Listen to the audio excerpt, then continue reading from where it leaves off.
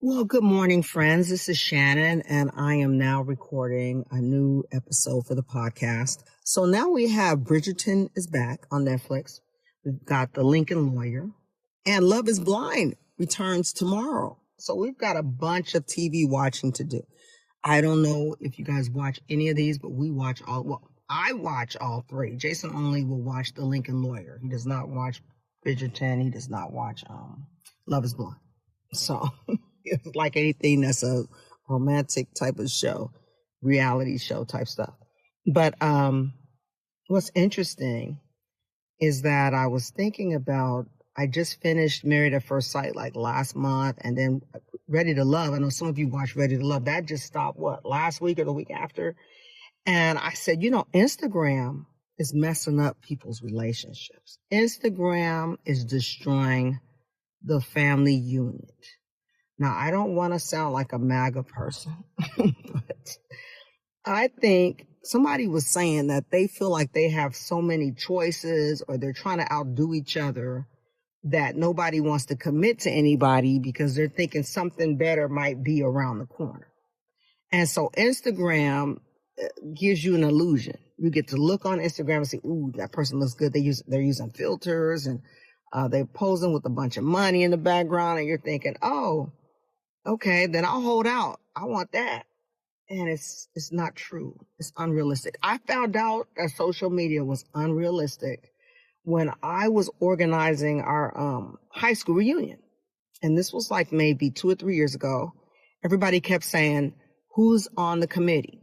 Everybody kept asking that. And I was like, well, why don't you guys just form a committee, right? So I called like 3 friends from high school and said, hey, you guys want to form a committee? Because I knew these people were doers. They're going to put things together. They're going to help me. They said, yeah, we formed a committee. And everybody got mad that I was on the committee. I didn't know I had so many enemies. I wasn't like mean to anybody in high school. I wasn't a bully. So I thought, why are these women mad at me? And they didn't want me on the committee. Everything I suggested, our committee would sit down and meet, and we planned all this stuff. And because I was spearheading it and sending out updates, they were mad. And I thought, well, I don't have to do this. You guys kept posting who's going to help. I organized a group of people to help. And now you're mad that I'm trying to do it. What I found out is that the venue I picked was too much money. I didn't know this. I didn't know because on Facebook, everybody's posing like they have money.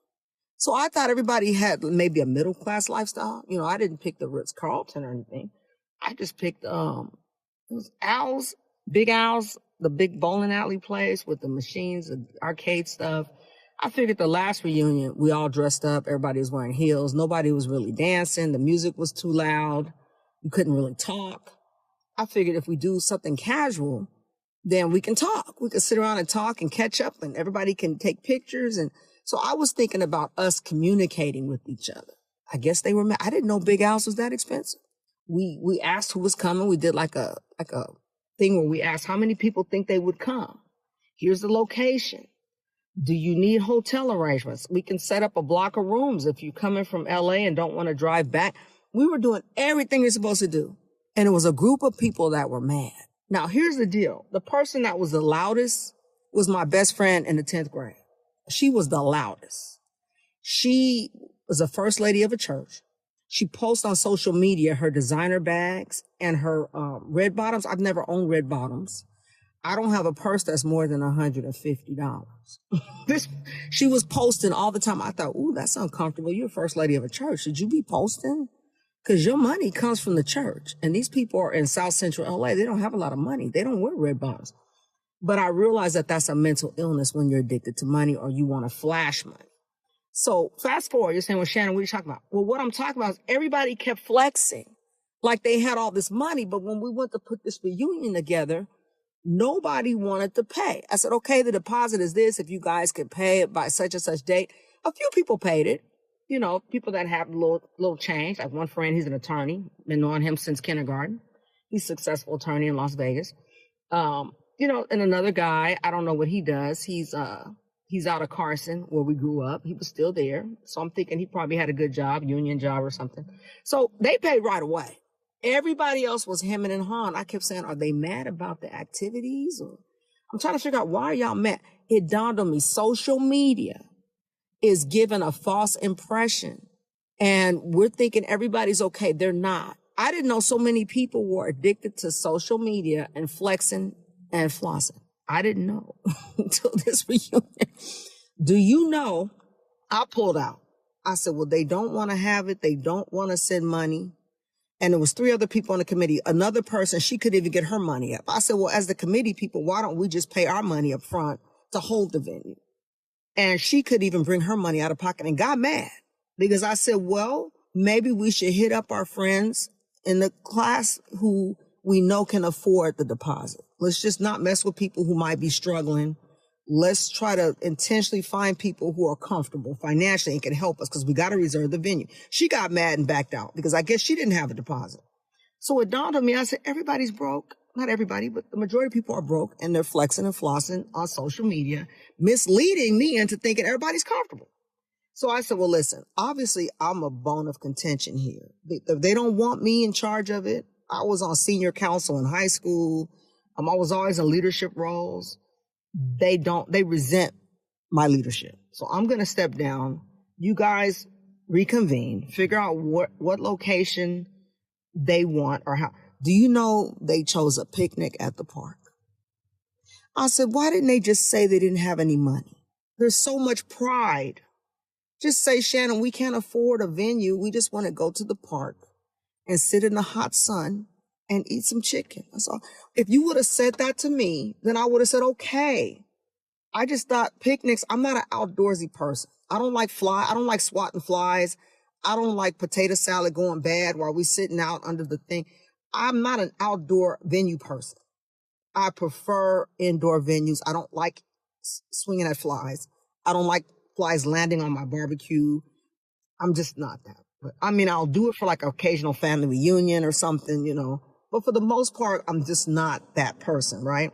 So it never occurred to me to have an outdoor venue. I figured it was going to be in the evening. People were going to hang out and drink. I never picked an outdoor venue in my mind. So this is what they all ended up with, the picnic. And somebody put, when I saw the post on Facebook, somebody put, and you don't have to pay anything. And they all clapped. I said, well, is that why they were mad at me? Because they had to pay a deposit? What was the resistance? Was it the deposit or was it me? Maybe it's a combination of both. Maybe because I was trying to put it together. I had the courage to try to lead it. I don't know. Maybe my Facebook post. I don't post selfies. You guys probably can go to my Facebook page. Not too many selfies. I'm not a vain person. I don't post myself. I got most people, a lot of my friends post selfies all day long. I don't know what that's about, but I don't post myself with a Birkin bag or some shoe. I don't do that. So I don't know what the anger was or why they thought I was trying to spend their money. I don't. But they ended up having a picnic. They put on there, nobody has to pay. And I thought, well, that's all you guys had to say to me is that you didn't want to pay for it. I could have helped you. But what it taught me is that all this Facebook stuff and all these people posing and showing themselves on vacation, and it's all fake. Nobody has any money. And the more they post themselves, the less money, I believe the less money, the more you see them post, the less they really have, the less happy they are. Because people who are happy don't have time to brag about it. They're too busy being happy. So when I see a lot of posts now, I have a whole different mindset, which brings me back to my original comment about the dating shows. I believe that people are forgoing solid, good potential relationships because they think, oh, I'll just hold out because I've been watching Instagram and these people, they got these filters and they're posing with these cars and it's money. So I'm going to hold out. It's an illusion. We have to get back to basics.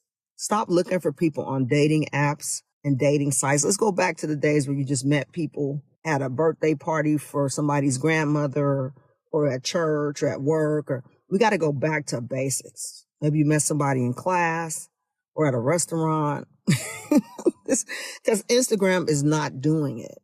And I see a lot of people getting left out of the game. And no, some people might be listening to Shannon. I did that by choice. I'm not on Instagram and I don't care to meet anybody. I am comfortable with living in an elderly facility with my cohorts and everybody. And we're going to watch Family Feud and we're going to play cards and do activities. I'm okay. I don't want a mate. Okay, that's fine too. You can do that too.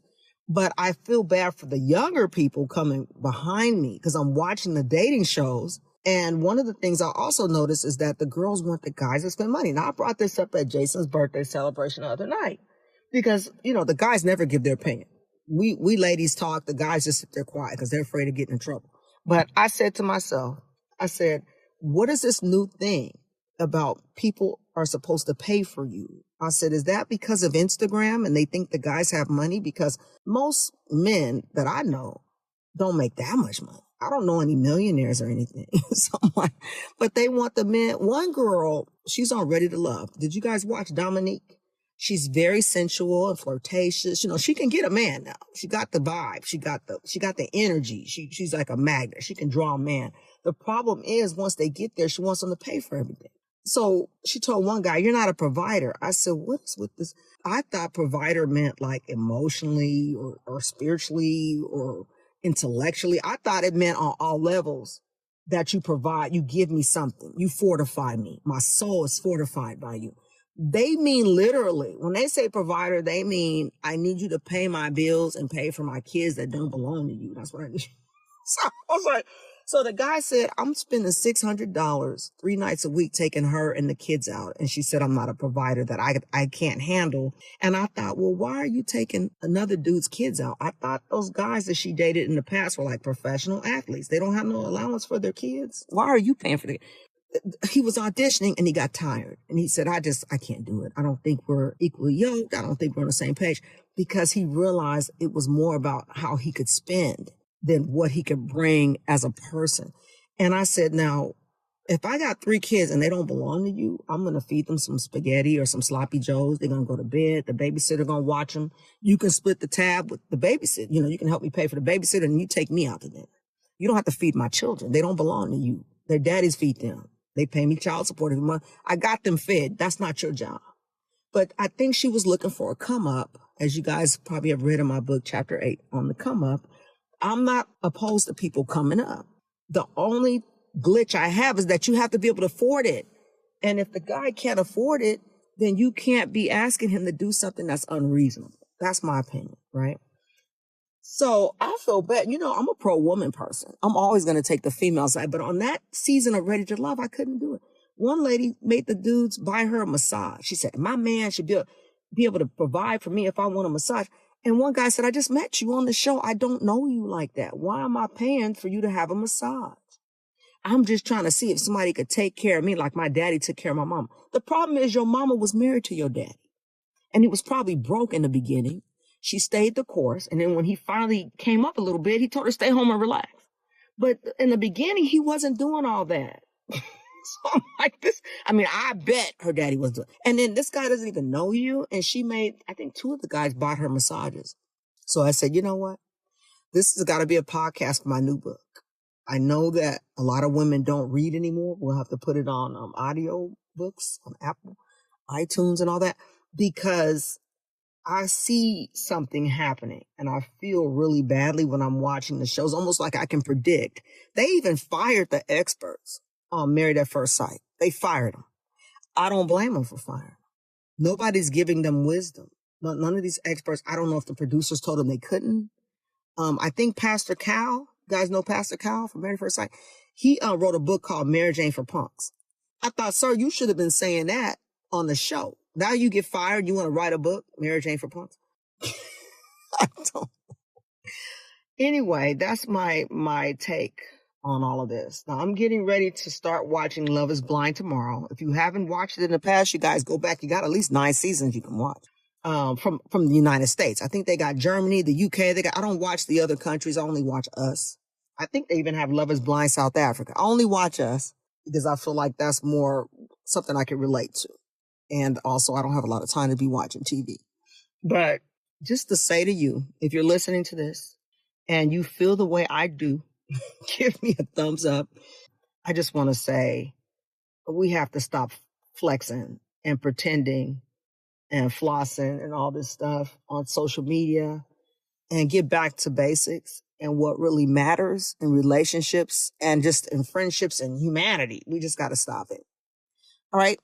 That's my tidbit for today. Now I'm going to go for a nice walk. I got up this morning in a good mood. I played Stevie Wonder Essentials on iTunes. I was listening to Stevie Wonder all morning and jamming. It was really good. So now I'm going to go for a walk. I want you guys to have a great day. All right, you guys. Bye-bye.